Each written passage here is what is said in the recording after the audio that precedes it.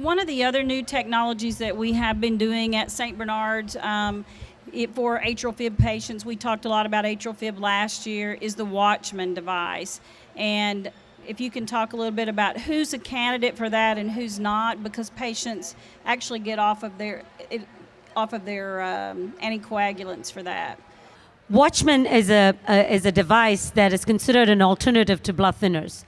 Again, people who have atrial fibrillation is an abnormal rhythm of the heart that can cause stroke, where the heart, the atria, or the top chambers of the heart go out of rhythm and start quivering, which results in blood clots. And these blood clots can travel into the brain and can cause stroke.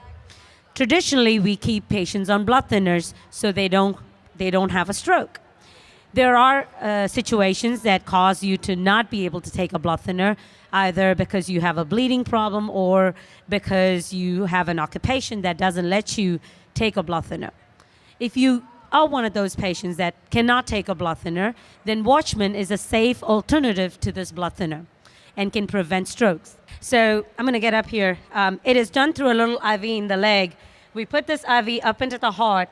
Once we get up into the heart, there's a pouch on the left side of the heart that's called the appendage. So we get into the left side of the heart. The appendage is the spot on the heart where blood clots form. And what we do is we put this little tube up into the appendage, find the size of the appendage using that little pigtail catheter, get in there and deploy this device. And you can see that is the Watchman device. It looks like a little jellyfish or a bird cage. We put that inside the appendage and close the appendage off and seal it off. Once we seal that appendage, the chances of stroke are very, very low. 95% of the stroke in patients who have atrial fibrillation happens from clots that form within the appendage. So once we seal that appendage off, it is very, very low risk that you will have a stroke.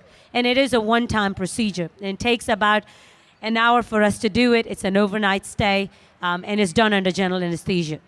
And usually safely, in about 6 weeks' time, we can get you off the blood thinner forever.